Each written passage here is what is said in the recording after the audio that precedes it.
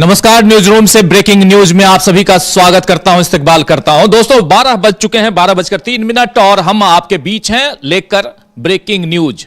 आप जानते हैं कि बिहार में जो कुछ चल रहा है उस पर हम लगातार चर्चा कर रहे हैं, बातें हो रही, खबरें आ रही हैं और बिहार से लेकर दिल्ली तक हलचल मची हुई है। सियासी हलचल काफी तेज है, सरगर्मियां तेज है और ठंड का मौसम है, आप जानते हैं। और ऐसे में थोड़ी गर्माहट तो चाहिए, पॉलिटिकल गर्माहट ही सही, लेकिन दिल्ली के चुनाव से लेकर बिहार में क्या चुनाव होगा और वो भी समय से पहले चुनाव होंगे, ये भी एक बड़ा सवाल है। लेकिन उससे पहले क्या नीतीश बाबू पलटी मारेंगे?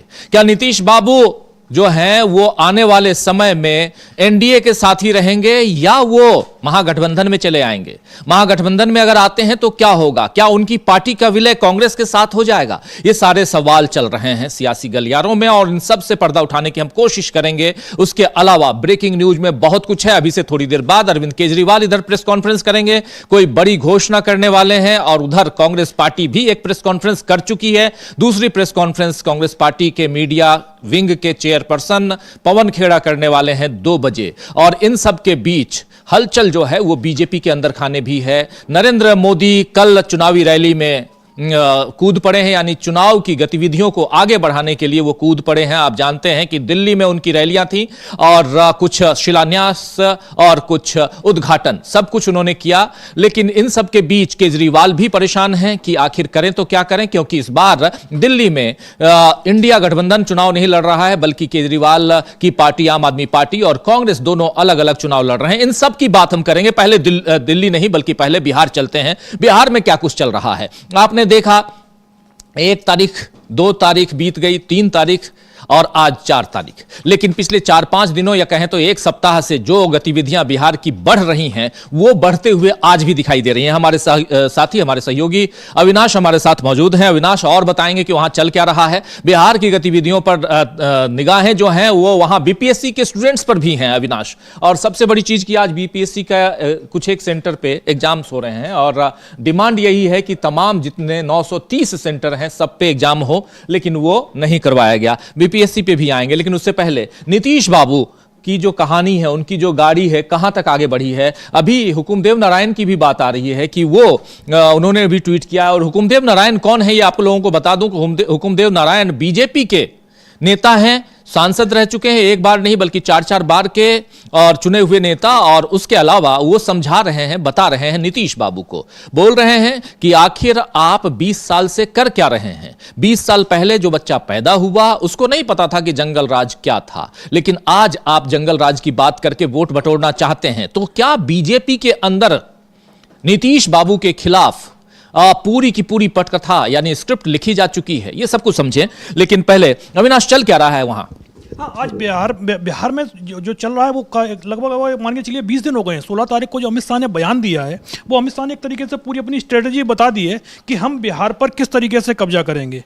मतलब जो उन्होंने महाराष्ट्र में किया वही लगभग चीज़ों को वो दोहराना चाह रहे हैं बिहार में। तो इसको लेकर फिर नीतीश कुमार पूरी जेडीयू ही पूरी एक तरीके से बैकफुट पर आ गई है, क्योंकि नीतीश कुमार के लिए कहा जाता है कि कुर्सी उनके लिए सर्वोपरि है। वो कुर्सी को बचाने के लिए इधर से उधर कई बार हो चुके हैं और इस बार तो सीधा अमित शाह की तरफ से ही बयान आ गया है कि भाई जो जिस तरीके से चुनाव हमने महाराष्ट्र में लड़ा है कि भाई किसी को सीएम उम्मीदवार घोषित नहीं करेंगे और उसके बाद चुनाव के बाद देख लेंगे। बीजेपी संसदीय बोर्ड यदि सीएम पद का फैसला करेगा, भाई फैसला किसको करना था? भाई आप एनडीए की बैठक बुलाते, एनडीए में फैसला करते। लेकिन अमित शाह का कहना है कि बीजेपी संसदीय बोर्ड फैसला करेगा कि बिहार में सीएम उम्मीदवार कौन होगा। तो जाहिर सी बात है बीजेपी संसदीय बोर्ड फैसला करेगा तो बीजेपी का ही होगा। जिस तरीके से उन्होंने महाराष्ट्र में किया है। महाराष्ट्र में भी आपने सीएम उम्मीदवार के चयन के लिए कोई बैठक एनडीए की तो बुलाई नहीं थी। आपने एक तरीके से फैसला सुना दिया एकनाथ शिंदे को और अजित पवार को कि भाई जो सीएम बनना है वो हमारा बनना है चुनाव के बाद। और वही चीज़ अमित शाह ने एक तरीके से इशारा दे दिया है बिहार के नेताओं को। और उसके बाद से ही एक जो एक तरीके से बगावत की स्थिति एनडीए में हो गई है। और दूसरी तरफ जो लालू यादव हैं वो बहुत संभल के अपना गेम खेल रहे हैं। उन्होंने सबसे पहले तो अपने जो करीबी हैं भाई बीरेंद्र सिंह, उनकी तरफ से बयान दिलवाया था कि नीतीश कुमार सेकुलर नेता हैं, उनको साथ में आना चाहिए। लेकिन जब नीतीश कुमार को लगा कि भाई बीरेंद्र सिंह का बयान है, जो यदि हम जाते हैं तो क्या होगा, तो इसीलिए लालू यादव ने खुद आगे फ्रंट पर आकर नीतीश कुमार के लिए अपने दरवाजे खोल दिए। बोले हमने अपने दरवाजे खोल दिए, वो आप भी खोल दीजिएगा। उसके बाद से आप देखिएगा कि जेडीयू के जितने भी नेता थे जो बोल रहे थे कि हम एनडीए के साथ रहेंगे और आरजेडी के खिलाफ लगातार जो बयानबाजी कर रहे थे, वो सबके सब शांत हो गए हैं। अब सबके बयान यही आ रहे हैं सभी के कि भाई अभी तो हम एनडीए में हैं, लेकिन भविष्य में क्या होगा भाई, इस राजनीतिक संभावनाओं खेल है। जो बयान अभी तक आरजेडी के नेता दे रहे थे, उसी तरीके के बयान इस समय जेडीयू के नेताओं की तरफ से आने शुरू हो गए हैं। और हुकुमदेव नारायण यादव का तो एक तरीके से जो बयान है, वो एक तरीके से वो नीतीश कुमार को धमका रहे हैं कि भाई यदि आप जरा दाएं बाएं करेंगे तो फिर आप सीएम भी नहीं बचेंगे, भले ही तेजस्वी यादव सीएम बन जाए। क्योंकि जिस तरीके से वो लालू यादव की तारीफ कर रहे हैं, क्योंकि उनका सीधा कहना है कि भाई जो बच्चा 5 साल का था 2005 में, वो आज 25 साल का हो गया है। देश की जो आबादी है, सबसे बड़ी आबादी है, वो युवाओं की आबादी है, और युवा जहां चाहेंगे सरकार वहीं जाएगी। बोले जो लोग बुजुर्ग हो गए हैं, मतलब एक तरीके से उन्होंने नीतीश कुमार की उम्र पर भी एक तंज कसा है। बोले जो लोग बुजुर्ग हो गए हैं, उनके कितना वोट यहाँ बिहार में बचा है। वो लोग, उन लोगों ने नहीं देखा कि भाई कांग्रेस का शासन क्या था, लालू यादव का शासन क्या था। वो लोग देख रहे हैं कि नीतीश कुमार का शासन क्या है। और 20 साल जो नीतीश कुमार का शासन जेडीयू का चला आ रहा है, समीक्षा तो उसी की होगी। भाई आपने चलो कुछ काम कर लिए हैं, बोल उनका कहना है हुकुमदेव का कि भाई महिलाओं की शिक्षा के लिए थोड़ा बहुत काम किया है, लेकिन खाली इससे काम नहीं चलेगा। बोले विकास के बाकी काम है, रोटी कपड़ा और मकान, वो जो मेन मुद्दा है उस पर तो आपने कुछ किया ही नहीं है। तो जाहिर सी बात है, जनता जब वोट डालने के लिए जाएगी तो वो सभी चीज़ों को देखेगी। और आप यदि उसको जंगल राज से डराएंगे तो आप किसको डरा रहे हैं? जिसने जंगल राज वगैरह, वो उनका कहना है कि भाई 20 साल पहले आदमी यही पूछेगा कि भाई 20 साल पहले जंगल राज था कि मंगल राज था, हमको तो पता ही नहीं है। आप कह रहे हैं जंगल राज है, और लोग कह रहे हैं, जो लालू के समर्थक हैं वो कह रहे हैं बहुत अच्छा राज था। तो भाई हम किसकी बात को माने? हम तो जो देख रहे हैं हम तो वो चीज़ देखेंगे। और जो हम देख रहे हैं उसमें ये देख रहे हैं कि भाई नौकरी नहीं है, पेपर होता है तो पेपर लीक हो जाता है। तो जाहिर सी बात है जवाब नीतीश कुमार को देने हैं, और नीतीश कुमार यात्रा पर निकल गए हैं इस समय। हाँ, ये बात बहुत बड़ी आप बता रहे हैं। नीतीश कुमार यात्रा पर निकल गए हैं। वो जो यात्रा कर रहे थे, उस यात्रा को उन्होंने विराम दिया था न्यू ईयर से पहले, और उसके उसी दौरान आपने देखा कि इधर डॉक्टर मनमोहन सिंह का निधन हो गया। उसके कारण देश में 7 दिनों का राजकीय शोक, और उसके कारण बहुत सारी यात्राएं, बहुत सारे ऐसे कार्यक्रम जो शासकीय कार्यक्रम थे वो सब रद्द हो गए या स्थगित हो गए। और उसके बाद अब फिर से नीतीश बाबू यात्रा पे हैं, और दूसरी तरफ 6 तारीख को, यानी आज से ठीक 2 दिन बाद, परसों कहें तो, पहुंच रहे हैं अमित शाह। यह पहले से खबर है, लेकिन आज की तारीख में अगर यह देखा जाए, पूछा जाए कि क्या सचमुच अमित शाह पटना पहुंच रहे हैं, तो अभी तक कोई कंफर्म खबर नहीं है। लेकिन अगर अमित शाह पहुंचते हैं और नीतीश कुमार उनसे नहीं मिलते हैं, तो फिर यहां से खबर और बनती है कि आखिर क्या नाराजगी है। लेकिन आपको पता ही है कि जब नीतीश कुमार आए थे यहां दिल्ली, और उन्होंने दिल्ली में मुलाकात करने की कोशिश की थी अमित शाह से, प्रधानमंत्री नरेंद्र मोदी से, जेपी नड्डा से, तो इन लोगों ने मुलाकात नहीं की थी। पहले उसके लिए समय भी आ गया था कि 4:30 बजे 4 बजे प्रधानमंत्री से, 4:30 बजे जेपी नड्डा से मुलाकात करेंगे, लेकिन मुलाकात नहीं होती है, और उसके बाद वो चले जाते हैं पटना वापस। लेकिन क्या यहां नीतीश कुमार से मिलना नहीं चाहते थे प्रधानमंत्री नरेंद्र मोदी, यह कहा जा रहा है, या यह भी सवाल उठाए जा रहे हैं कि क्या अमित शाह से भी कोई मुलाकात में कहीं ना कहीं कोई दूरियां बन गई हैं, मुलाकात नहीं हुई। और ये दूरियां आखिर क्यों बनी हैं? एक बात तो यहां साफ साफ सुनाई देती है, दिखाई देती है कि डॉक्टर भीमराव अंबेडकर के नाम पर जो उन्होंने बयान दिया था सदन के अंदर, उस बयान के कारण भी दूरियां बनी हैं, क्योंकि इसमें कहीं ना कहीं बिहार में जो परिस्थितियां बनी हैं, क्योंकि दलित और महादलित का 2 चैप्टर अलग अलग खुला हुआ है, और इस चैप्टर में नीतीश बाबू का वोट बैंक जो है वो खिसकता हुआ दिखाई देता है, अगर वो एनडीए के साथ रहते हैं, बीजेपी के साथ रहते हैं। लेकिन दूसरी तरफ यह भी दिखाई देता है कि प्रधानमंत्री नरेंद्र मोदी आखिर क्यों नहीं मिलना चाहे? क्या प्रधानमंत्री नरेंद्र मोदी से कुछ वादे करवाना चाहते थे, कुछ कमिटमेंट लेना चाहते थे नीतीश कुमार, इसलिए प्रधानमंत्री नरेंद्र मोदी ने मुलाकात नहीं की? तो सवाल कई हैं, इन सवालों का जवाब हम ढूंढेंगे इस कार्यक्रम के जरिए, इस ब्रेकिंग न्यूज में। और ब्रेकिंग न्यूज में आपको यह भी बता दूं, जरा जल्दी से चलते हैं, हमारे साथी अविनाश जो बात बता रहे थे, हुकुमदेव नारायण यादव, उन्होंने जो कहा है, जरा स्क्रीन पर ले आइए, क्या कुछ कहा है जरा देख लेते हैं, पढ़ लेते हैं, आप तक पहुंचा देते हैं। लिख रहे हैं कि अब आने वाले समय में लोग वोट देंगे, 60 से 70% युवा लोग वोट करेंगे। हमारी पीढ़ी के लोग तो अब ज्यादा बचे नहीं हैं। जो नई पीढ़ी के लोग हैं, चाहे वे किसी भी जाति के हों, वे आने वाले चुनाव के लिए आत्मचिंतन करें, आत्मविश्लेषण करें, आत्मशोधन करें और अपनी आत्मा के प्रकाश में खोजें कि उनको कैसा बिहार बनाना है। इस बिहार ने कांग्रेस का राज देखा, लालू राबड़ी का शासन देखा, फिर 18 साल से नीतीश के राज को देखा। इसके आगे लिखते हैं कि इसमें पिछड़ावाद है या सवर्णवाद है, हिंदूवाद है या मुस्लिमवाद है, सामंतवाद है या साम्यवाद है, पूंजीवाद है या समाजवाद है। मैं खुद नहीं इस 18 बरस में नहीं समझ पा रहा हूं। बिहार में एक सर्वे हो रहा था, 6 महीने से समय बढ़ते बढ़ते अब मार्च में होगा। क्यों? नीतीश कुमार की सरकार में अच्छे काम भी हुए हैं, शिक्षा के क्षेत्र में हुआ, लड़कियों की शिक्षा के लिए हुआ, उनको ड्रेस दी गई, उनको सुविधा दी गई, शराबबंदी की गई। ये सारी बातें लिख रहे हैं यहां हुकुमदेव नारायण सिंह। आगे लिखते हैं, लेकिन विकास के और भी काम हैं, रोटी, कपड़ा और मकान मांग रहा है हिंदुस्तान। इस सब पर सोचना चाहिए था। किसानों की हालत खराब हुई है, उनको देखने वाला कोई नहीं है, राजस्व के मामले में कोई खाता बही है ही नहीं। बिहार में राज कौन चला रहा है पता नहीं चलता। मैं लिखता रहता हूं 2025 में क्या होगा पता नहीं। डॉक्टर लोहिया कहते थे, जिंदा कौम 5 साल इंतजार नहीं करती। बिल्कुल सही कह रहे हैं। और 20 साल तो देखा लोगों ने, इसका मूल्यांकन कौन करेगा? एक पक्ष तो सिर्फ लालू का जंगल राज ही रटता रहता है। जंगल राज तो 2005 में चला गया था। उस समय जो लड़का 5-10 साल का था, उसने तो लालू का जंगल राज देखा ही नहीं। जिसने देखा ही नहीं उसे क्या सुना रहे हो? आज जो युवा है उसने नीतीश कुमार राज देखा, उसने लालू यादव के समय में जंगल राज था या मंगल राज था, उसने देखा ही नहीं। ये कह रहे हैं हुकुमदेव नारायण यादव, पूर्व सांसद हैं बीजेपी के। और ये बहुत महत्वपूर्ण बात है जो लास्ट इनकी जो पंक्तियां हैं, और वो बहुत इंपॉर्टेंट है कि 20 साल और उससे पहले, जो 20 साल पहले 5 से 10 साल का बच्चा था, वो आज 25 से 30 साल का है, लेकिन उसने उस 5 साल पहले वाले यानी 20 साल से पहले वाले राज को नहीं देखा। तो वो जंगल राज था या मंगल राज था। लेकिन कहीं ना कहीं अविनाश इसमें ये लालू प्रसाद यादव की तारीफ करते हुए, उनका बचाव करते हुए नजर आ रहे हैं हुकुमदेव नारायण यादव। और बीजेपी के नेता हैं, लेकिन ये अगर इधर कह रहे हैं तो बात कुछ तो और है। ये साफ दिखाई देती है कि क्या है, क्या कहा जा सकता है इसमें, किस ढंग से देखा जाए। हाँ, 2020 में बीजेपी की तरफ से एक कोशिश हुई थी कि किसी तरीके से नीतीश को कमजोर किया जाए और सत्ता हासिल की जाए, लेकिन बीजेपी उस प्रयोग में फेल हो गई। लेकिन इस बार ये जो हुकुमदेव नारायण यादव के बयान से तो ऐसा लग रहा है कि बीजेपी ने सोच लिया है कि सत्ता यदि जानी हो तो चली जाए, लेकिन हमको अब नीतीश कुमार नहीं चाहिएगा, भले ही लालू यादव, तेजस्वी यादव एक बार फिर सीएम बन जाए।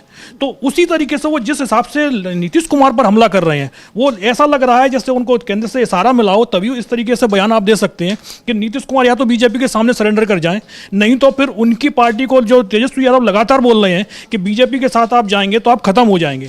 तो इस बार बीजेपी की तरफ से एक तरीके से इशारा भी दे दिया गया है कि भाई जहां हमारा वो कैंडिडेट नहीं हो तो वहां हमारे जो समर्थक हैं वो आरजेडी की तरफ भले ही चले जाएं भाई, लेकिन नीतीश कुमार के साथ न रहें। यानी नीतीश कुमार को सबक सिखाने की बारी आ गई है, ये मानना है बीजेपी के जो वहां के नेता हैं उन लोगों का। और हुकुमदेव नारायण यादव पूर्व सांसद हैं, बीजेपी के नेता रहे हैं। अगर वो आज सीधा सीधा लालू यादव के कार्यकाल का बचाव करते हुए नजर आते हैं और नीतीश बाबू पर अघोषित तौर पर, सीधे नहीं बल्कि इनडायरेक्ट वे में अगर उनके ऊपर निशाना साध रहे हैं, तो इसका मतलब है कि नीतीश बाबू से अब छुटकारा चाहिए बीजेपी को।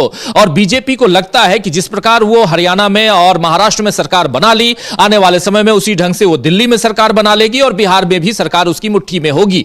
और यानी चुनाव के बाद वो जीत हासिल करेगी, सरकार अपनी बनाएगी। और ऐसे में उसे महाराष्ट्र खासकर याद आता होगा, क्योंकि महाराष्ट्र में एकनाथ शिंदे के नाम पर चुनाव लड़ा गया। एकनाथ शिंदे के कारण ही बीजेपी सत्ता पर काबिज हुई और 2.5 साल तक सत्ता में काबिज रहने के बाद और लोकसभा चुनाव में बुरी तरह परास्त होने के बाद भी विधानसभा में अगर बीजेपी को वहां सत्ता मिलती है और देवेंद्र फडणवीस वहां मुख्यमंत्री बनते हैं, तो इसका मतलब है कि बिहार में भी कहीं खेल ये बीजेपी करने की सोच रही है और उसका उत्साहवर्धन काफी ज्यादा हो चुका है, काफी उत्साहित है बीजेपी। लेकिन नीतीश बाबू क्या खेल नहीं करेंगे, एक सवाल ये उठता है। और लेकिन उससे पहले जब बीजेपी के नेताओं की हम बात करें, और भी कुछ लोगों ने अपने अपने बयान दिए हैं, और उससे पहले आपने मीसा भारती के बयान को सुन लिया था, कल हम लोगों ने आपको सुनाया था, जिसमें मीसा भारती ने साफ साफ कहा था कि दोनों नेता यानी लालू और नीतीश दोनों दोस्त हैं, अच्छे दोस्त हैं, और इसलिए वो आपस में क्या बात करते हैं उसमें हम लोगों का कोई इंटरफेरेंस नहीं होता है, हमारा उससे कोई लेना देना नहीं है।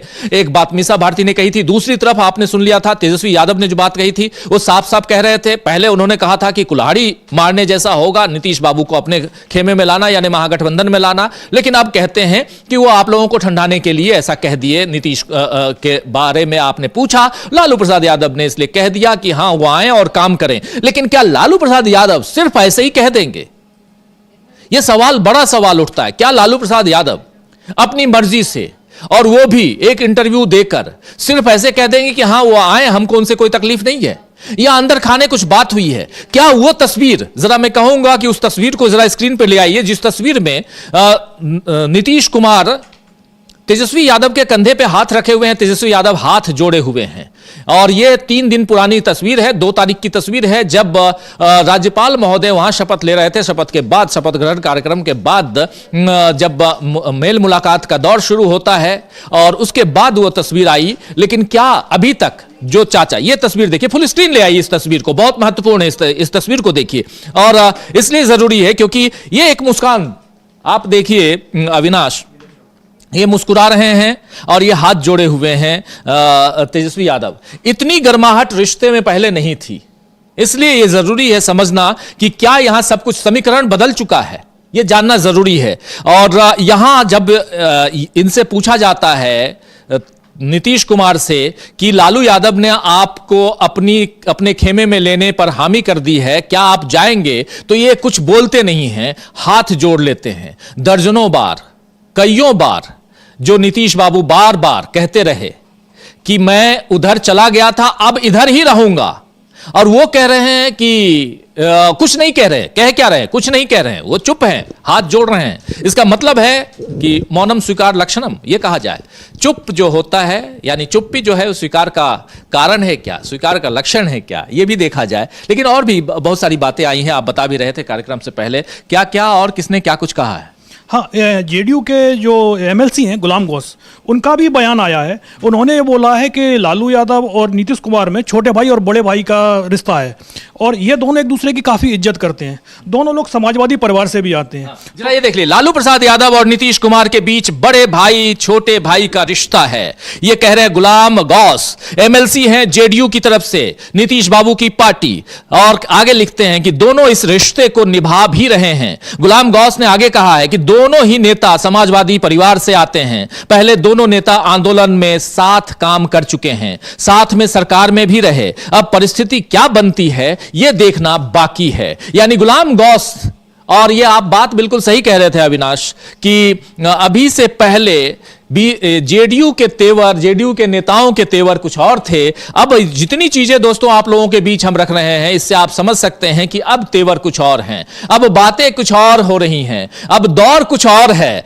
ये कह सकते हैं। इसलिए दौर कुछ और है क्योंकि यहां पर सबके तेवर बदल चुके हैं, सबकी भाषा बदल चुकी है, सबके कहने का स्टाइल बदल चुका है, और सब कहीं ना कहीं नीतीश बाबू के साथ साथ आरजेडी को भी डिफेंड कर रहे हैं। आखिर आरजेडी और जेडीयू में चल क्या रहा है? कांग्रेस पार्टी क्या चुपचाप खेला देख रही है, या कांग्रेस पार्टी दूर बैठकर और भी बहुत कुछ कर रही है? यह भी समझने की जरूरत, इसलिए क्योंकि कांग्रेस में विलय की बात भी हो रही है जेडीयू की, आप लोगों ने कल न्यूज पॉइंट में देखा होगा, और उसके अलावा एक स्पेशल भी देखा होगा। तो बहुत कुछ जेडीयू और कांग्रेस के अंदर खाने दिल्ली से, क्योंकि इसलिए यहां कि आपने यह भी देखा कि विधानसभा में जो नेता हैं कांग्रेस पार्टी के, विधायक दल के नेता, वो शकील अहमद जी, वो भी कह रहे थे कि जितने गांधीवादी विचारधारा के लोग हैं, जरा उस बाइट को सुना देते हैं, जितने गांधीवादी विचारधारा के लोग हैं वो हमारे साथ आ जाएं, गोडसेवादी अलग रहें और गांधीवादी, और हम जानते हैं कि नीतीश बाबू गांधीवादी हैं,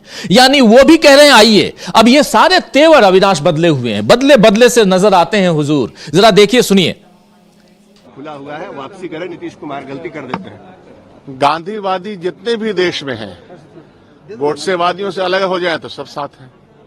उम्मीद है नीतीश कुमार को आप मैंने आपको क्या कहा, गांधीवादी जितने लोग भी हैं, और नीतीश जी तो गांधी जी के 7 उपदेश तो अपने टेबल पे रखते हैं, तो गोडसेवादियों से अलग हो जाएंगे, सब साथ हैं। आप लोग एक्सेप्ट करेंगे उनको? इतना बड़ा लाइन बोल दिया, गांधीवादी विचारधारा में विश्वास करने वाले लोग गोडसे की विचारधारा से अलग हो जाएंगे, सब साथ हैं। ठीक।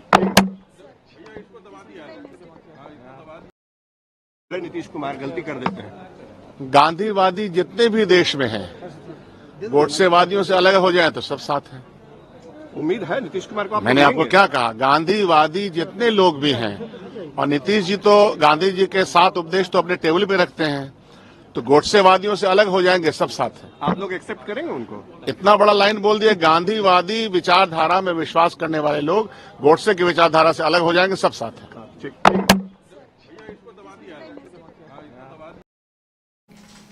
तो सुन रहे थे आप यहां पर गुलाम माफी चाहूंगा शकील अहमद को, और बहुत महत्वपूर्ण बात यहां पर शकील अहमद कह रहे थे, क्योंकि आप देखिए कि गांधीवादी बनाम गोडसेवादी, और गोडसे और गांधी की बात आती है तो गोडसे का नाम कहीं ना कहीं आरएसएस के साथ साथ बीजेपी के साथ जोड़ा जाता है, और बहुत ऐसे प्रमाण भी हैं, प्रमाण हैं, इसलिए यहां यह जिक्र हो रहा है। लेकिन दूसरी तरफ नीतीश बाबू के लिए और साफ साफ कह रहे हैं कि जितने गांधीवादी हैं वो एक साथ, और हम जानते हैं, कह रहे हैं कि हम जानते हैं कि वो अपने टेबल पे गांधी जी को रखते हैं, तो इसका मतलब है कि आपके लिए हमारा दरवाजा खुला हुआ है। ये सबसे बड़ी बात, और यहीं से वो तस्वीर नजर आती है कि नीतीश बाबू जो हैं वो किधर, किस पाले में, किस खेमे में जाते हुए नजर आएंगे। ब्रेकिंग न्यूज में और भी बहुत कुछ है दोस्तों, आप हमारे साथ बने रहिए। जो बाद में जुड़े हैं आप सबका एक बार फिर से स्वागत करता हूं, इस्तकबाल करता हूं। न्यूज रूम से सीधे ब्रेकिंग, हमारे तमाम सहयोगी इस कार्यक्रम में जुड़े हुए हैं। अविनाश इधर हैं, उसके अलावा तमाम और भी सहयोगियों के जरिए आप तक हम बहुत कुछ पहुंचाएंगे, इसलिए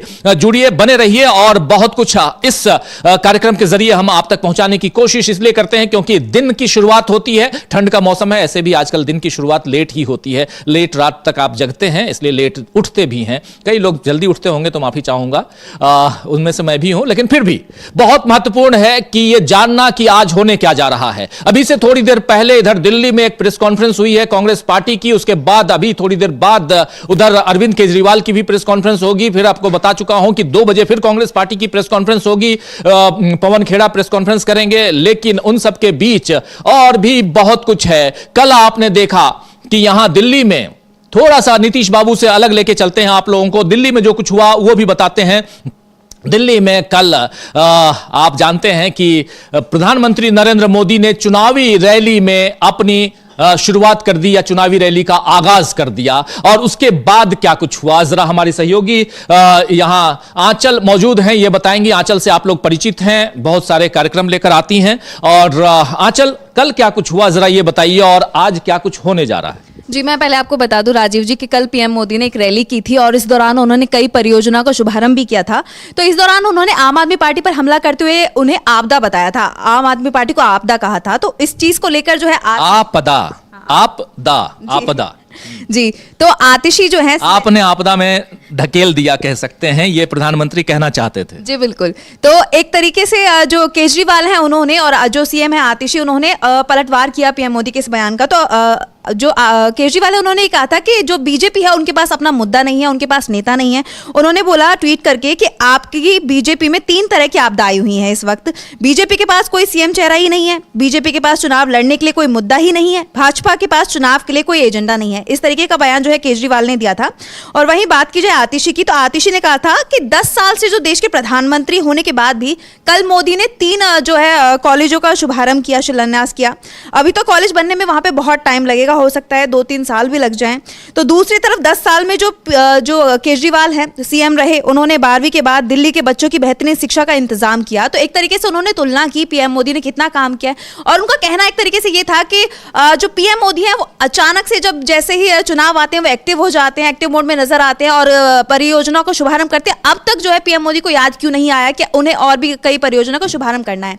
लेकिन जैसे ही उनको पता चला कि चुनाव आने वाले हैं तो एकदम से वो एक्टिव हो गए और उन्होंने इनका शुभारंभ। मोदी जी चुनाव में ही एक्टिव होते हैं, ये तो सब जानते हैं, हमारे तमाम साथी भी जानते होंगे कि जहां जहां जिस राज्य में चुनाव होते हैं उस राज्य में मोदी जी एक्टिव हो जाते हैं। अभी दिल्ली में चुनाव है तो दिल्ली में एक्टिव हो जाएंगे। दिल्ली का जो अगर म्युनिसिपल कॉर्पोरेशन का इलेक्शन होगा तो उसमें भी एक्टिव नजर आएंगे। किसी किसी मोहल्ले में प्रधानमंत्री नरेंद्र मोदी जाते हुए भाषण देते हुए नजर आएंगे। ये सारी चीजें आप लोगों ने देखी हैं, इसलिए कुछ भी नया नहीं है, कुछ भी हम एग्जेजरेट नहीं कर रहे हैं। लेकिन इतना जरूर है कि मोदी जी की यही कला जो है वो उनकी पार्टी की खूबियों को बढ़ाती है। लेकिन क्या यहां पर नरेंद्र मोदी जो कल वार कर रहे थे, और सबसे बड़ी चीज आप बता रही हैं कि बहुत कुछ ऐसे तो ऐसी योजनाएं थी जो पहले से हो चुकी थी, पहले से धरातल पे हैं, लेकिन अब उसको लाया गया, यानी इंतजार कर रहे थे इंतजार कर रहे थे कि कब चुनाव आएंगे दिल्ली के और उन योजनाओं को लाया जाएगा, क्योंकि वो पहले से ही जो शिलान्यास किए गए हैं ये पहले से तैयार हो चुके थे, काफी कॉलेज ऐसे थे, बिल्डिंग बन चुकी थी, लेकिन इंतजार था कि दिल्ली में चुनाव होंगे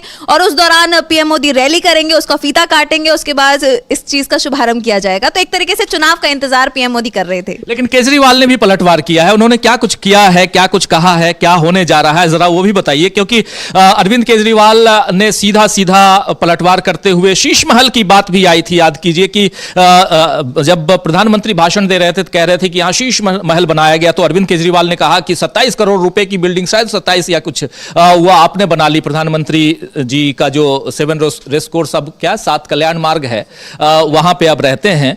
नाम बदल दिया है और कुछ बदला नहीं है, सब कुछ वही है, लेकिन उसमें थोड़ा और पैसा लगा करके उसका रिनोवेशन अच्छे ढंग से हुआ है। ये सब भी था शायद।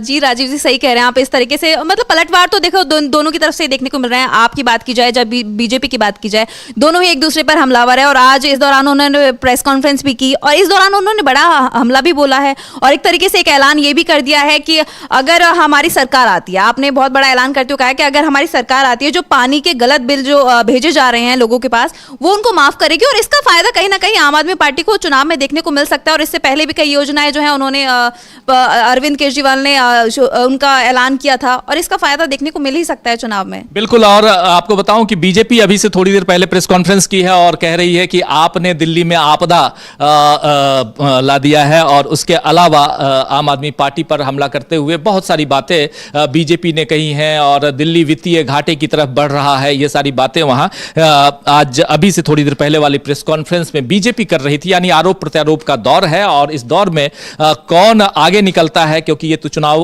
की घोषणा भी नहीं हुई, चुनाव के समय पता चलेगा।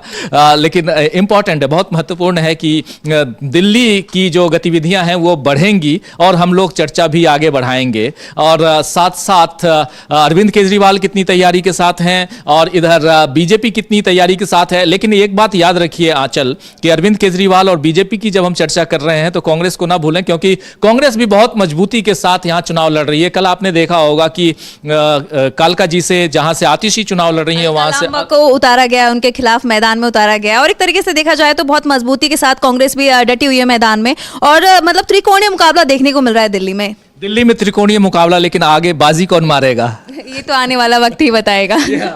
आने वाला वक्त बताएगा। और हमारी एक सहयोगी, जरा अविनाश इनको भी मौका थोड़ा इधर आने दीजिए। हाँ, हमारी सहयोगी आराधना है, नाम नहीं भूला हूं आराधना हमारे साथ हैं और ये भी कुछ जोड़ना चाह रही हैं और बहुत महत्वपूर्ण है कि हम लोग इस ब्रेकिंग न्यूज में दोस्तों बहुत कुछ आप तक पहुंचाना चाहते हैं। मध्य प्रदेश से भी खबरें हैं, खबरें उधर उत्तर प्रदेश से भी हैं, खबरें बिहार से भी हैं और खबरें दिल्ली से भी हैं। कहां की खबरें बता रही हैं? सबसे पहले दिल्ली, फिर चलेंगे मध्य प्रदेश की तरफ। तो दिल्ली में अभी क्योंकि आम आदमी पार्टी और केजरीवाल और कांग्रेस, बीजेपी सबकी चर्चा हुई, अभी केजरीवाल के आवास पर थोड़ी देर पहले पंजाब की महिलाओं ने प्रदर्शन किया और फिर पुलिस आई, पुलिस उन्हें उठाकर ले गई, जिसके बाद प्रदर्शन तो शांत हो गया।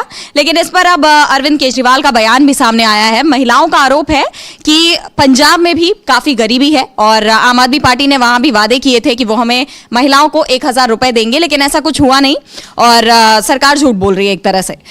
उन्होंने ये आरोप लगाकर केजरीवाल के आवास पर प्रदर्शन किया और अब जब पुलिस उन्हें उठाकर ले गई तो अभी केजरीवाल का बयान सामने आया है कि ये सारी महिलाएं बीजेपी की तरफ से आई थी। यानी विरोधी दल कोशिश कर रहे हैं आम आदमी पार्टी की योजनाओं पर पानी फेरने की एक तरह से और उन्हें रोकने की कोशिश की जा रही है। आपको बता दें कि अभी इस चुनाव के लिए राजीव जी, अरविंद केजरीवाल की पार्टी आम आदमी पार्टी ने जो घोषणा की है महिला सम्मान योजना की और 2100 रुपए देने की बात कही है उन्होंने, इस पर लगातार बयानबाजी देखी जा रही है, तरह तरह के बयान सामने आ रहे हैं, इन्हें रोकने की कोशिशें भी हो रही हैं।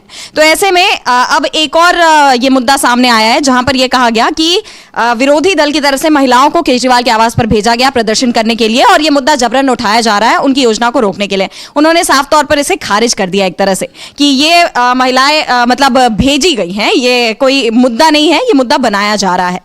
और अब ये अगर पंजाब से भेजी गई हैं। जी बिल्कुल, तो इसे उन्होंने एक तरह से विरोधी दलों की साजिश करार दिया है। और अब अगर हम बात करें विरोधी दल में कौन? बीजेपी? जी बिल्कुल, बीजेपी। और अगर दिल्ली में आपको क्या लगता है कि दिल्ली में बीजेपी और आम आदमी पार्टी, या जो आंचल कह रही हैं कि यहाँ ट्रायंगुलर फाइट दिखाई दे रही है, वो है?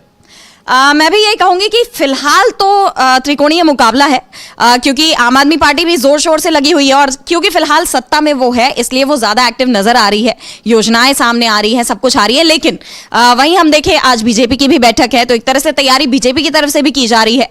कांग्रेस भी लगातार प्रेस कॉन्फ्रेंस कर रही है और कांग्रेस अभी 6 जनवरी को अपने गारंटी कार्ड की घोषणा करने वाली है और ऐसा कहा जा रहा है कि 5 गारंटियां कांग्रेस देगी, जिसमें कि युवाओं का मुद्दा रहेगा, महिलाओं के लिए राशि रहेगी, रोजगार का मुद्दा रहेगा। तमाम मुद्दों पर कांग्रेस अपने गारंटी कार्ड में घोषणा करेगी।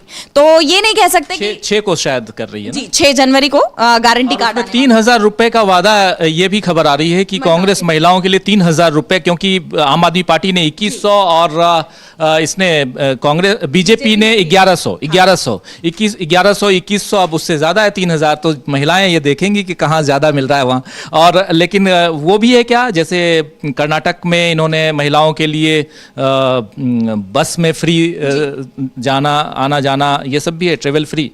कर्नाटक में तो है, लेकिन अभी मतलब अगर हम दिल्ली, ऐसा तेलंगाना में भी है। जी बिल्कुल, मतलब अगर हम दिल्ली में भी देखें तो दिल्ली में ये पहले से ही चला आ रहा है। दिल्ली की डीटीसी बसेस जो है उसमें महिलाओं के लिए यात्रा तो फ्री है ही। और मतलब अगर हम बात करें तो एक तरह से पैसों की ही लड़ाई हो रही है कि महिलाओं को कौन कितना ज्यादा ऑफर करेगा। और अब क्योंकि कांग्रेस सबसे लास्ट में अपनी घोषणा कर रही है तो उसने एक कदम और आगे बढ़कर 3,000 पे अभी मतलब घोषणा के बाद एग्जैक्ट अमाउंट का खुलासा हो जाएगा, बट अभी जो खबरें चल रही हैं कि लगभग 3,000 रुपए की घोषणा महिलाओं के लिए कांग्रेस कर सकती है। तो अब जैसे जैसे चुनाव आगे आएगा 6 जनवरी को प्रोबेबली इस पर मतलब गारंटी। चल क्या कहेंगे? जी बिल्कुल, कहीं ना कहीं ये जो योजना शुरू की गई है इसका फायदा जो है कांग्रेस को मिल सकता है, क्योंकि अगर अब बात की जाए महाराष्ट्र की, अभी हाल ही में महाराष्ट्र में चुनाव हुए और वहां पर एक लाड़की बहन योजना की शुरुआत की गई थी और उसके पीछे जो 2,500 रुपए, मुझे ध्यान आ रहा है कि 2,500 दे रहे थे। जी, बीजेपी को जो जीत मिली वहां पे, एनडीए की जो सरकार बनी, उसके पीछे की वजह लाड़की बहन योजना को माना जा रहा है। तो अगर इस तरीके की योजना अगर यहाँ दिल्ली में शुरू की जा रही है तो कह सकते हैं कि जो इस बार पासा पलट सकता है। पासा पलट सकता है, क्या आपको भी लगता है अविनाश की पासा पलट सकता है? हम दोस्तों इस वक्त न्यूज रूम से आप तक लाइव दे रहे हैं, पहुंचा रहे हैं, और न्यूज रूम लाइव में आप वो तमाम खबरें देखते हैं जो अभी घटित हो रही हैं और इस घटनाक्रम को आगे हम बढ़ा रहे हैं। एक तरफ अभी आपने देख लिया कि कांग्रेस पार्टी ने प्रेस कॉन्फ्रेंस की, अभी केजरीवाल प्रेस कॉन्फ्रेंस करने वाले हैं और बीजेपी की प्रेस कॉन्फ्रेंस आपने देख ली। ये सब कुछ बीजेपी की प्रेस कॉन्फ्रेंस देखी नहीं होगी, लेकिन उसमें से कुछ कुछ चीजें हमने आप तक पहुंचा दी हैं। तो एक तरफ दिल्ली में चुनावी गतिविधियां बढ़ रही हैं, तो दूसरी तरफ उधर बिहार की गतिविधियां भी तेजी से बदल रही हैं, बढ़ रही हैं, वो हम लोग आप तक पहुंचा रहे हैं। एमपी भी चलेंगे और मध्य प्रदेश में क्या चल रहा है वो भी, लेकिन उससे पहले आपको क्या लगता है दिल्ली को लेकर?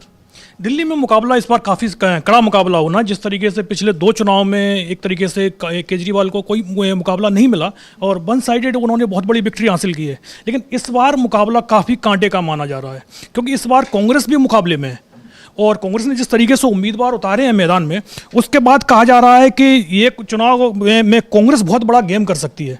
और इस जो आप लाडली बहन योजना की जो चर्चा हो रही थी, महाराष्ट्र का मामला हो या या मध्य प्रदेश का हो या झारखंड का हो, यहाँ महिलाओं ने वोट इसलिए दिया क्योंकि उनके अकाउंट में पैसे आ चुके थे।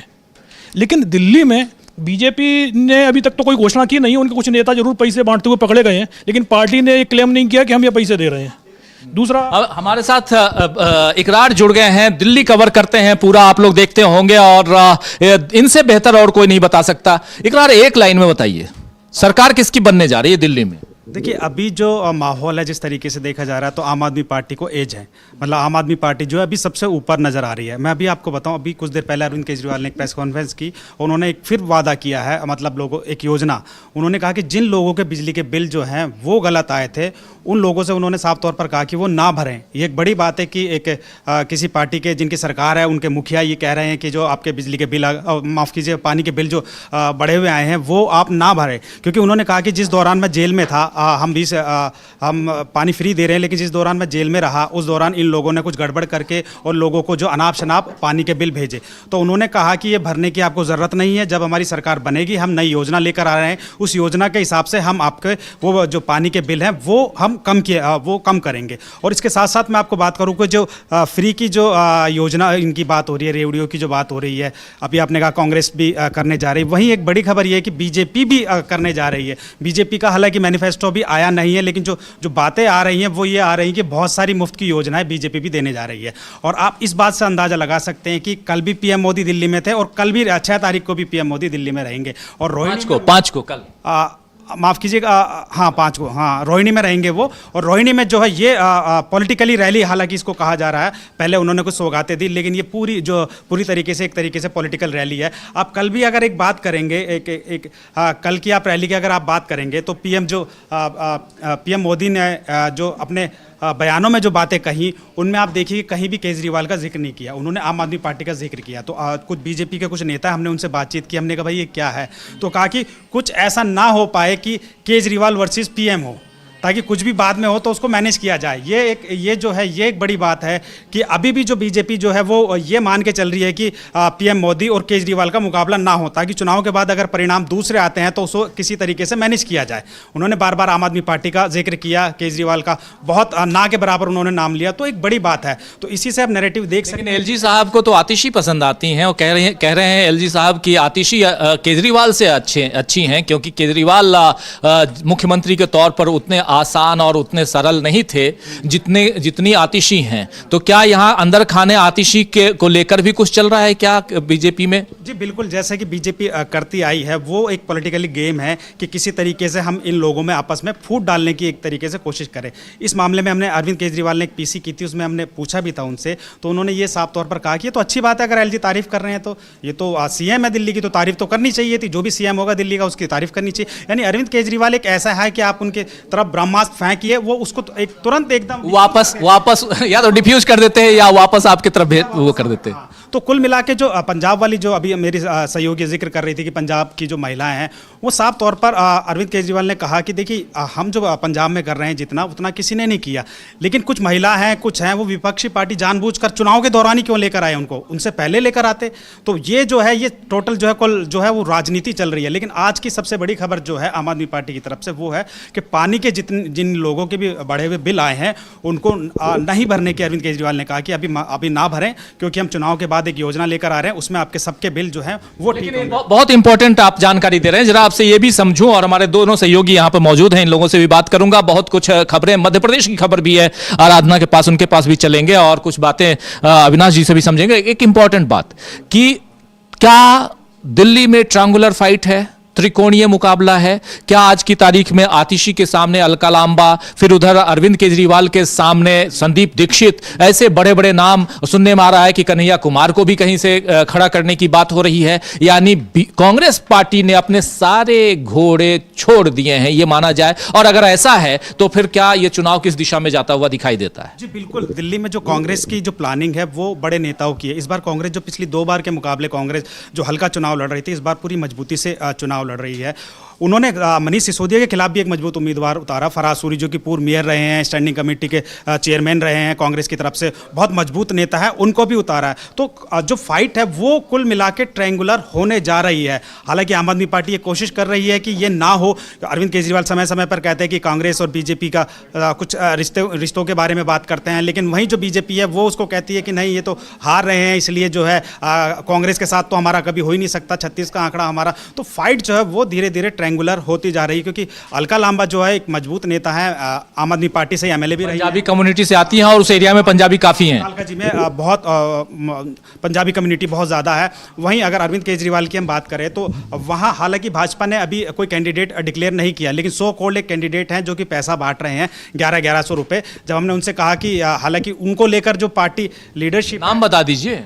हाँ, प्रवेश साहिब सिंह वर्मा है, जिनका हमने खुलासा भी किया था। दरअसल जब उन्होंने 1100 रुपये बांटे तो हमने पार्टी लीडरशिप से बात की प्रदेश से कि भाई ये आपके कैंडिडेट है क्या। उन्होंने कहा कि ये सो कोल्ड कैंडिडेट है, इनको पता नहीं कहाँ से अभी कैंडिडेट बना दिया, अभी ऐसा हमारी तरफ से कोई नहीं है। क्योंकि जो लिस्ट भी है वो अभी बीजेपी इतना पीछे चल रही है कि लिस्ट के नाम पर भी एक लिस्ट बनाई गई थी, बाकायदा पूरा सर्वे करके बनाई गई थी। वो लिस्ट जो है केंद्रीय जो सेंटर इनके मंत्री हैं, जो बड़े नेता हैं, उन्होंने उसको फाड़ के डस्टबिन में फेंक दी कि आपने ये उन कैंडिडेट उन लोगों की लिस्ट बनाई है जो आपके यहाँ परिक्रमा करते हैं। हमें ऐसे चाहिए अरविंद केजरीवाल को, सिर्फ वो हरा सकते हैं जो जमीनी नेता हैं, और जमीनी नेता कभी प्रदेश ऑफिस नहीं आएगा, वो अपने इलाके में लगा रहेगा। तो कुल मिला के अभी बीजेपी जो है बहुत पीछे है आम आदमी पार्टी से, कैंडिडेट सिलेक्शन में भी पीछे है। प्रदेश अध्यक्ष खुद 4 जगह से टिकट मांग रहे हैं, कह रहे पटपड़गंज से मुझे दे दीजिए, कभी कहते कृष्णा नगर से दे दीजिए, कभी कहते कि मुझे कस्तूरबा नगर से दे दीजिए। तो एक अध्यक्ष होकर टिकट मांग रहे हैं 4-4 जगह से, तो वो किसकी क्या पैरवी करेंगे और क्या वो करेंगे। हालांकि कल एक बयान भी आया उनका कि मैं चुनाव नहीं लड़ूंगा। अभी किसके दबाव में बयान आया, ये क्या आया, ये सब देखना। प्रवेश वर्मा की बात हो रही है, लेकिन उससे पहले आपको साहिब सिंह वर्मा के बेटे हैं और उनके पिता यहाँ के मुख्यमंत्री रह चुके हैं। लेकिन अब दिल्ली में दूसरी बात है, केजरीवाल जी ने कहा है कि आपदा तो बीजेपी के अंदर आई हुई है, आपदा यहाँ आम आदमी पार्टी में नहीं है, या दिल्ली को आपदा में आम आदमी पार्टी ने नहीं ढकेला है, बल्कि बीजेपी के कारण यहाँ या बीजेपी में आपदा है। और सबसे बड़ी चीज कि बीजेपी के पास सीएम पद का कोई चेहरा नहीं है और आम आदमी पार्टी के पास चेहरे ही चेहरे। आप देख लीजिए, एक चेहरा अरविंद केजरीवाल खुद, दूसरा चेहरा उनकी पत्नी अगर सुनीता केजरीवाल कूदती है मैदान में, तो तीसरा चेहरा आतिशी ऑलरेडी मुख्यमंत्री हैं, चौथा चेहरा संजय सिंह, पांचवा चेहरा मनीष सिसोदिया, गोपाल राय, ऐसे तमाम नेता हैं जो पहली पंक्ति के नेता और बहुत मजबूती के साथ ये लोग चुनाव लड़ते रहे हैं। तो आम आदमी पार्टी, दूसरी तरफ कांग्रेस पार्टी का हाल आप लोग जान रहे हैं कि वो भी बहुत मजबूती के साथ लड़ रही है। और आने वाले समय में जिन गारंटियों की बात आराधना बता रही थी, उन गारंटियों को लेकर अगर आती है कांग्रेस पार्टी, तो शायद उसको और उसके इसमें कहें तो वोट बैंक में इजाफा हो सकता है, निखार आ सकता है। तो ये इंपॉर्टेंट है। और तीसरी महत्वपूर्ण बात जो है वो यह है कि अभी चुनाव की घोषणा नहीं हुई, चुनाव की घोषणा अभी होना बाकी है। उससे पहले दिल्ली की गर्माहट आप लोग देख सकते हैं। दिल्ली में जनवरी का महीना काफी सर्द महीना होता है, ठंड है, और आज तो धुंध, फॉग ही फॉग, बिल्कुल जीरो विजिबिलिटी, बहुत सारी फ्लाइट्स रुक गई हैं। और उन सब के बीच अगर गर्माहट है और फॉग को हटाने की कोई जुगत में है, तो वो सियासी नेता जो है, वो यानी कि जो नेता हैं, सियासी दल हैं, वही इसमें लगे हुए हैं। ये सब कुछ हम आप तक पहुंचा रहे हैं। लेकिन थोड़ा इससे आगे चलते हैं, मध्य प्रदेश की तरफ चलना चाहता हूं। मध्य प्रदेश में कल राहुल गांधी का एक ट्वीट आया है, बहुत इंपॉर्टेंट ट्वीट है। जरा मैं अपने सहयोगी से कहूंगा कि कल राहुल गांधी के ट्वीट को, कल के ट्वीट को जरा ले आइए स्क्रीन पे, बहुत इंपॉर्टेंट है। जो बिहार के छात्रों से लेकर, उत्तर प्रदेश के छात्रों से लेकर मध्य प्रदेश के छात्रों तक की बात कर रहे थे, जरा उस ट्वीट को ले आइए, बहुत इंपॉर्टेंट। और उस ट्वीट के जरिए जरा चलते हैं मध्य प्रदेश, और वहां पर जैसे बिहार में बीपीएससी का मामला है, वैसे ही एमपीपीसी का मामला है, पीएससी का मामला है। राहुल गांधी कह रहे हैं कि भाजपा भारत के युवाओं का बिल्कुल एकलव्य जैसा अंगूठा काट रही है, उनका भविष्य मिटा रही है। सरकारी भर्ती में विफलता बड़ा अन्याय है। पहले तो भर्ती नहीं निकलती, भर्ती निकल जाए तो एग्जाम समय पर होते, एग्जाम हो तो पेपर लीक करवा दिए जाते हैं, और जब युवा न्याय मांगते हैं तब उनकी आवाज को बेरहमी से कुचला जाता है। हाल ही में यूपी और बिहार में, देखिए यहां से इससे पहले तो भूमिका थी, लेकिन उसके बाद अब लिख रहे हैं राहुल गांधी की, हाल ही में उत्तर प्रदेश और बिहार की घटनाओं के बाद अब मध्य प्रदेश में एमपीपीएससी में हुई गड़बड़ी का विरोध कर रहे 2 छात्रों को जेल में डाल दिया गया है। वो भी तब जब मुख्यमंत्री ने खुद छात्रों से मुलाकात कर उनकी मांगों पर विचार करने का आश्वासन दिया था। बीजेपी की सरकार ने छात्रों के भरोसे को तोड़ा है और लोकतांत्रिक प्रणाली का गला घोंटा है। छात्रों के अधिकार की लड़ाई में हम उनके साथ हैं। भाजपा के देश के युवाओं के हक, भाजपा को देश के युवाओं के हक की आवाज किसी कीमत पर दबाने नहीं देंगे। भाजपा को देश के युवाओं के हक की आवाज किसी कीमत पर दबाने नहीं देंगे। ये बात कह रहे हैं राहुल गांधी। लेकिन मध्य प्रदेश एमपीपीएससी मामला क्या है? एमपीपीएससी में अगर हम बात करें तो जैसा कि अभी हमने राहुल गांधी की ट्वीट में भी पढ़ा कि एमपीपीएससी के पेपर में भी छात्रों का दावा है कि गड़बड़ी हुई है और इसके खिलाफ ही वो आंदोलन कर रहे थे, प्रदर्शन, अपना विरोध जता रहे थे, लेकिन उन्हें जेल में डाल दिया गया। अगर राजीव जी हम बात करें छात्रों के आंदोलन की, तो फिलहाल मौजूदा वक्त पर देश में कई जगह छात्रों के आंदोलन देखे जा रहे हैं, एमपी से लेकर बिहार तक। यूपी में भी अभी हाल ही में छात्रों ने आंदोलन किया था। और ये जो पेपर लीक का मुद्दा है, ये पूरे भारत में देखा जा रहा है। अलग अलग परीक्षाएं होती नहीं है कि पेपर लीक हो जाता है। छात्र अपने हक के लिए आवाज उठाते हैं तो उन पर लाठीचार्ज हो जाता है, लेकिन उनकी मांगे नहीं सुनी जाती। अब अगर हम आज ही बात करें, आज बिहार में बीपीएससी की परीक्षा करवाई जा रही है, जबकि पिछले 15-20 दिनों से छात्र वहां आंदोलन कर रहे हैं। तो सवाल ये उठता है कि आखिर सरकार छात्रों की आवाज दबाने पे क्यों जुटी हुई है। मध्य प्रदेश का ही मामला लीजिए, तो छात्र अपने हक की आवाज उठा रहे थे, लेकिन उन्हें जेल में डाल दिया गया, जबकि उन्होंने मुख्यमंत्री से खुद मुलाकात की थी। तो अगर मुख्यमंत्री से मुलाकात की थी तो भी क्या मुख्यमंत्री उनका दुख दर्द नहीं समझ पाए। छात्र देश का भविष्य हैं। आज अगर उनके हक की आवाज को दबाया जाता है तो कल देश का भविष्य कहां जाएगा, ये बहुत बड़ा सवाल है। और सरकार की जो एक्शंस है, ये बहुत गंभीर सवाल खड़े करते हैं देश के भविष्य पर कि आखिर किस दिशा में जा रहा है हमारा देश। बिल्कुल, छात्र मतलब युवा, और युवाओं की बात हो रही थी थोड़ी देर पहले। आप याद कीजिए, हुकुमदेव नारायण यादव का जो बयान था बहुत इंपॉर्टेंट था, जिसमें वो कह रहे थे कि 20 साल में युवाओं ने, एक तरफ आप देख लीजिए कि कहां बिहार था। बिहार की बात इसलिए ला रहा हूं क्योंकि मध्य प्रदेश में भी छात्रों का आंदोलन, बिहार में भी छात्रों का आंदोलन। उससे पहले आपने उत्तर प्रदेश में छात्रों के आंदोलन को देखा होगा, जिसमें खासकर इलाहाबाद के छात्र जो थे वो कितने नाराज थे, सड़कों पर थे। तो ये सारी चीजें आप लोगों ने देखी, यानी युवा कहीं ना कहीं नाराज नजर आते हैं, दिल्ली से लेकर बिहार तक और फिर इधर उत्तर प्रदेश से लेकर मध्य प्रदेश तक, हर जगह। और ये युवा ही देश के भविष्य ही नहीं बल्कि सियासत के भविष्य को भी वो कहीं ना कहीं लेकर धरातल पे आते हैं। यानी कौन मुख्यमंत्री बनेगा, कौन प्रधानमंत्री बनेगा, उसमें युवाओं का बहुत बड़ा योगदान होता है। प्रधानमंत्री नरेंद्र मोदी के उन भाषणों को याद कीजिए जो 2014 में वो देते थे, 2019 में जो भाषण देते थे, और जिसमें साफ साफ वो कहते थे कि भारत युवाओं का देश है। 60 करोड़ से ज्यादा, 60% से ज्यादा, माफी चाहूंगा,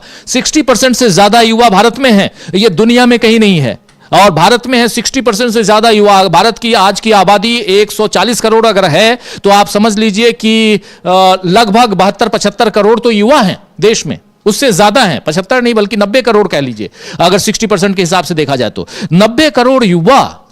और युवाओं के साथ अगर अत्याचार हो, उनको आप अग्निवीर बना दीजिए, उनको अगर नौकरी में कहीं ना कहीं बेरहमी के साथ उनकी नौकरी मांग रहे हैं तो पिटाई कीजिए। आपने बहुत ऐसी तस्वीरें आती हैं। इन तस्वीरों को अगर सामने रखते हैं तो सियासत की धार कमजोर होते हुए दिखाई देती है, और इसका असर दिल्ली के चुनाव पर भी पड़ता हुआ देखते हैं हम। इसका असर हमने इधर हरियाणा के चुनाव पर भी पड़ते हुए देखे।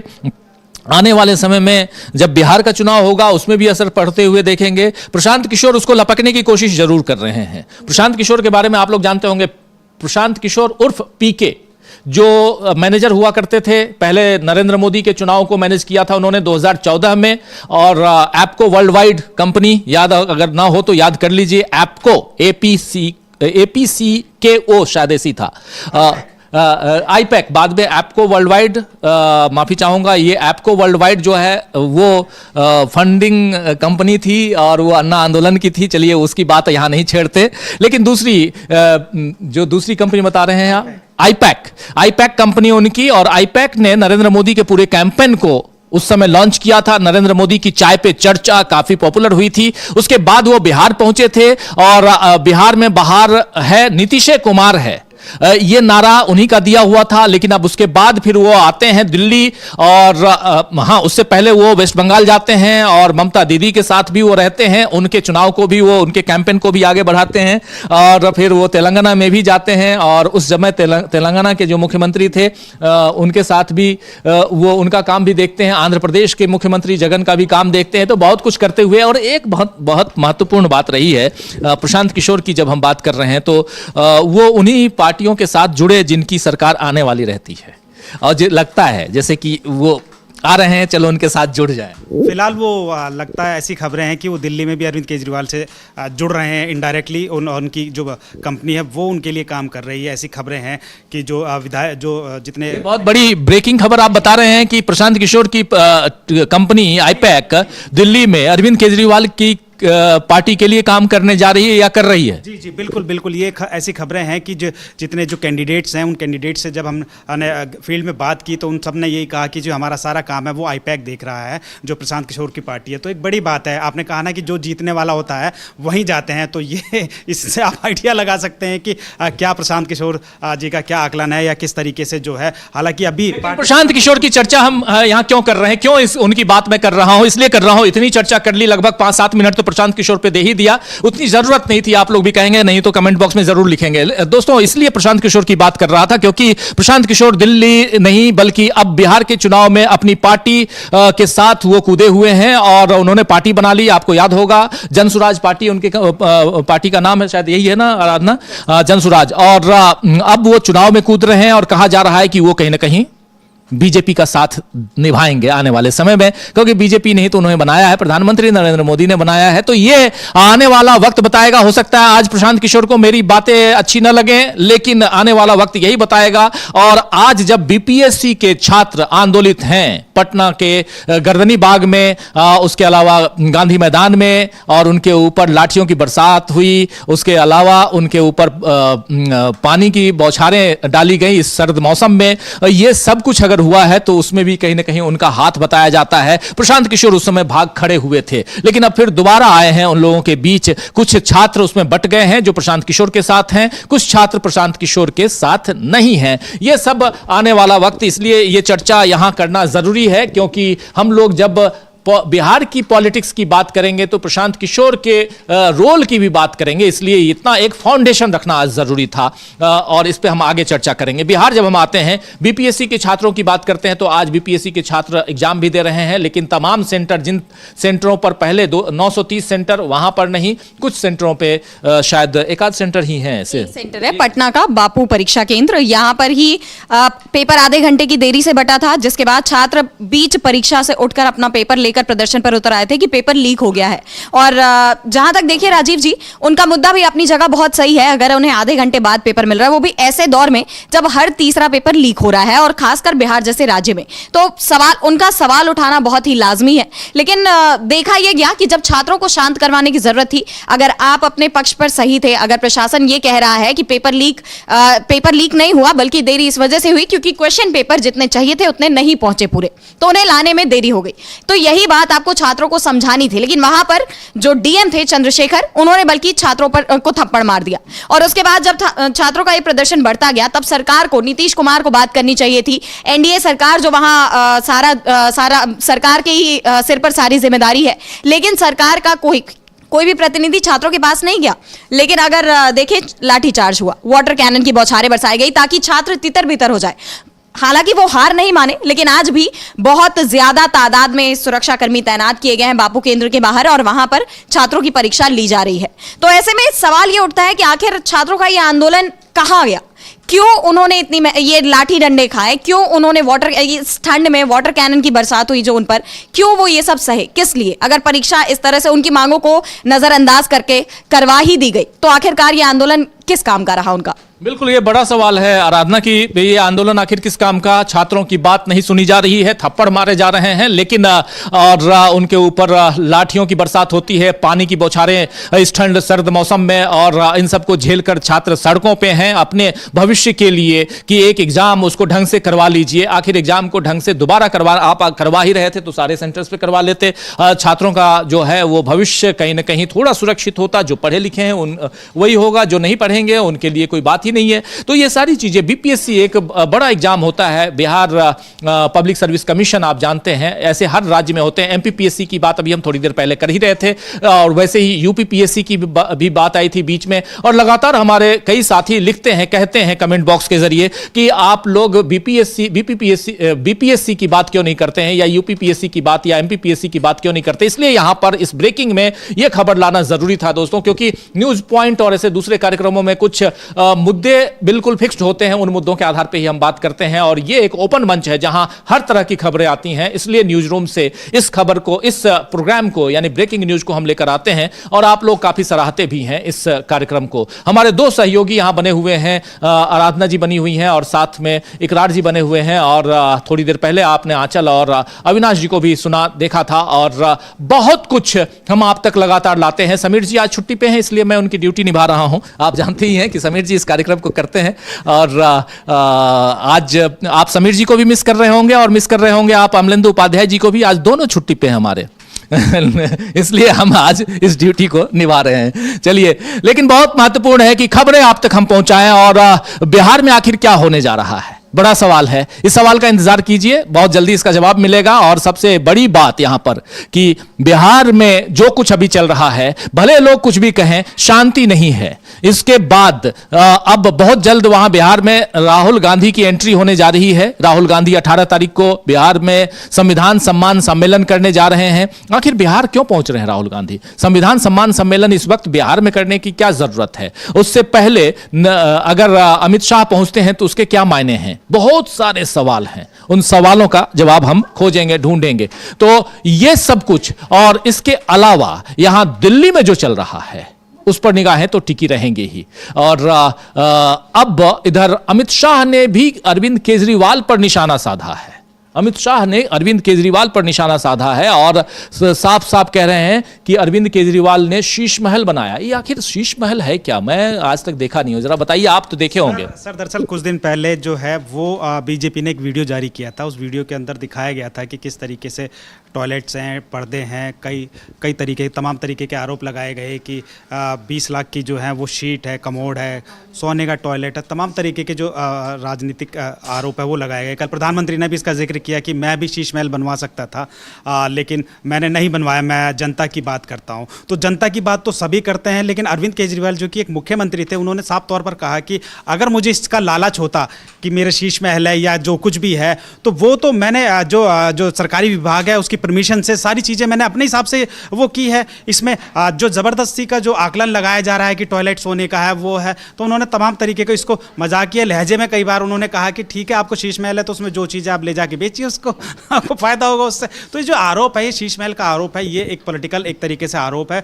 अरविंद केजरीवाल ने जब मुख्यमंत्री पद से इस्तीफा दिया तो इस्तीफा देने के तुरंत बाद उन्होंने उसको छोड़ दिया। अगर उनके मन में कुछ भी आशंका होती, इसको लेकर कुछ बातें बनती, तो वो मुख्यमंत्री पद पे इस्तीफा नहीं देते और वो उसको कंटिन्यू कर सकते थे। तो तमाम तरीके के आरोप हैं जो लगातार बीजेपी लगा रही है। लेकिन दिल्ली से एक बड़ी ब्रेकिंग में आपको एक खबर और मैं बता दूं, जो कि है एनडीए जो है, जो पॉलिटिकल पार्टियों का बीजेपी के साथ में जितने भी है, अब दिल्ली के अंदर एनडीए के अंदर एनडीए यानी कुछ पार्टियां हैं जो कि दिल्ली के अंदर बीजेपी को एनडीए से बाहर करेंगी।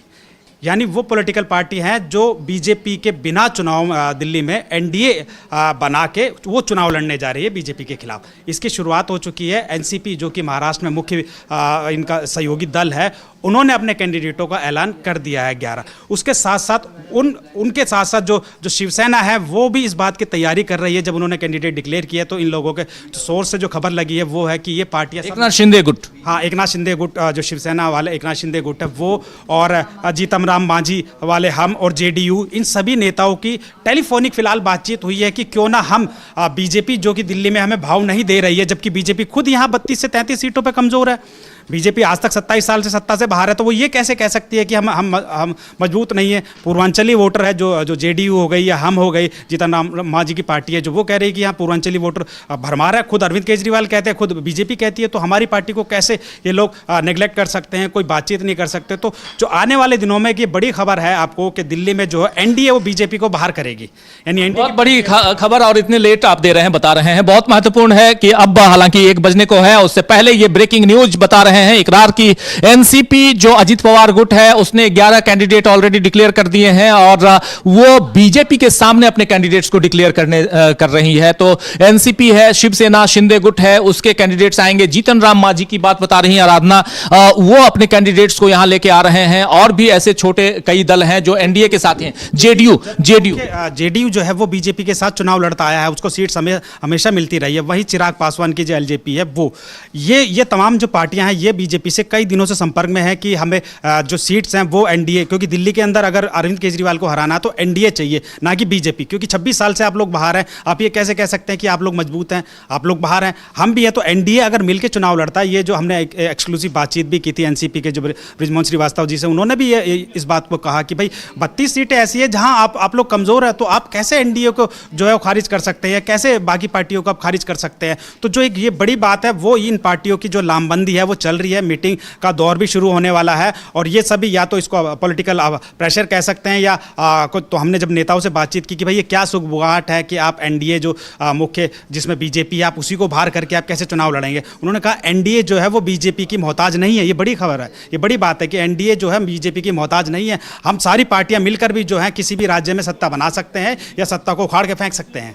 बिल्कुल बिल्कुल, एनडीए और बीजेपी दोनों अलग अलग चुनाव, लेकिन इस बीच बीजेपी की पहली लिस्ट आ गई है। उस लिस्ट में क्या कुछ है, दिल्ली के लिए बीजेपी की पहली लिस्ट, और उस लिस्ट में किसको कहां से क्या सीटें दी गई हैं, ये सब कुछ हम जल्दी बताएंगे। लेकिन इस कार्यक्रम को अब चूंकि 1:01 इस कार्यक्रम को मुझे समाप्त करना होगा, न्यूज रूम से इस ब्रेकिंग न्यूज को अब हम समाप्त करें उससे पहले बहुत बहुत शुक्रिया इकरार आपका, बहुत शुक्रिया आराधना आपका, आंचल हमारी सहयोगी आपका भी, और साथ में हमारे साथी विनाश, आप सबका बहुत बहुत शुक्रिया, और तमाम साथी जो बने रहे जुड़े रहे इस कार्यक्रम में, आप सबका भी बहुत बहुत शुक्रिया अदा करता हूं कि आप लोग जुड़े और इस कार्यक्रम को देखा, सराहा, कमेंट बॉक्स में आपने कमेंट लिखा। लेकिन इसके तुरंत बाद अब और भी बहुत कुछ है, उसको देखिए और मुझे और हमारी टीम को दीजिए इजाजत। नमस्कार।